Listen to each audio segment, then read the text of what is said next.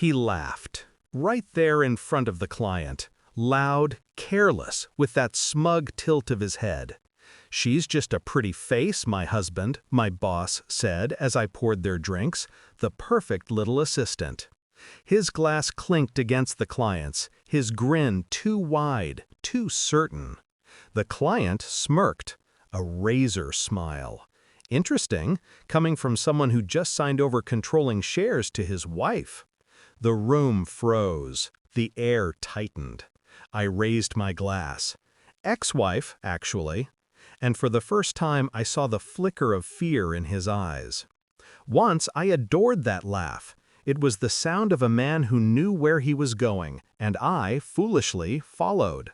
I was 24, ambitious but raw. He was older, confident, the kind of man who walked into a room and made you feel like you'd been chosen. And I had been chosen. At least, that's what I thought. I gave him my devotion, my late nights, my silence in meetings where I had better ideas but stayed quiet because he said clients respected a united front. I became his secretary, his wife, his shadow. And shadows aren't supposed to shine. The cracks showed slowly. A phone that buzzed too often. Trips that extended just one more night. His scent when he came home no longer his own. Then, proof. An email, sloppy, left open on the desktop we shared. Not just another woman, my replacement. Younger, hungrier. And he wasn't just giving her his body, he was giving her promises, shares, vacations, words I once thought belonged to me. I remember standing in that kitchen, reading the thread. My heart was hammering. But I didn't cry. Not then. Not anymore. I learned something important in that moment. Heartbreak burns fast, but betrayal? Betrayal lingers. He expected a scene, shouting, tears, broken glass. He underestimated me again.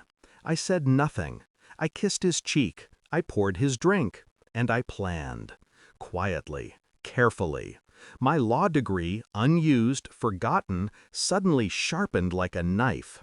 I read. I studied. I reread every contract he'd ever shoved across my desk for my signature. I started signing them differently, smarter. When he was out late, I was awake, rerouting assets, speaking with lawyers he thought were still his. I built my cage around him, bar by bar, until he couldn't see it. And when the moment came to act, I didn't hesitate. Step 1, the marriage. He wanted a divorce, but didn't want to look bad. Perfect. I offered the clean version. We smiled for the papers. No fuss, no war. He believed he'd won, walking away free. But what he didn't realize, he'd signed control over to me before the divorce finalized.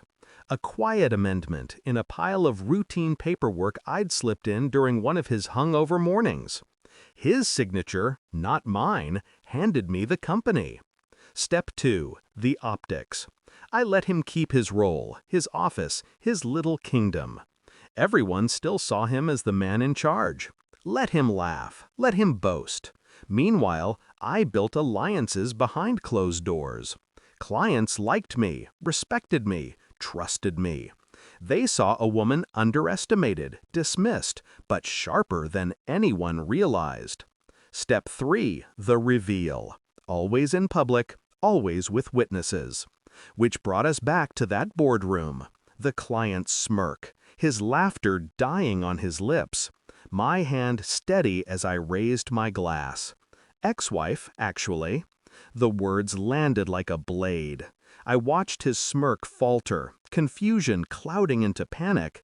"Wait," he began, but the client cut him off. "You mean she's the one with controlling shares?"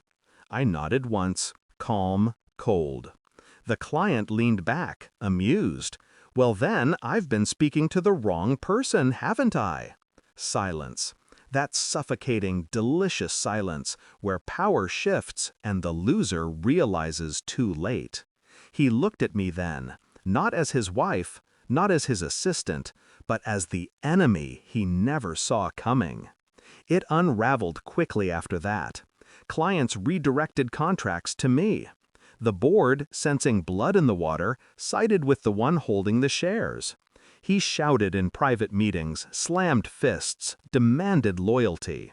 But loyalty isn't given, it's earned. And he'd spent years burning his. By the time he realized the company was mine, it was already too late. His name still hung on the walls, but it meant nothing. The empire he built stood, but the crown had shifted. And I didn't gloat. I didn't need to. That night, alone in my office, I poured myself a drink. No shaking hand, no racing pulse, just silence. Sweet, heavy silence. I thought about the girl I used to be, the assistant, the shadow, the pretty face. And I almost pitied him. Almost. Because the truth is, he didn't lose to me. He lost to himself. To his arrogance, his blindness, his inability to see the woman standing right in front of him. I raised my glass one last time, to no one but the empty room. Ex-wife, actually. And this time I laughed.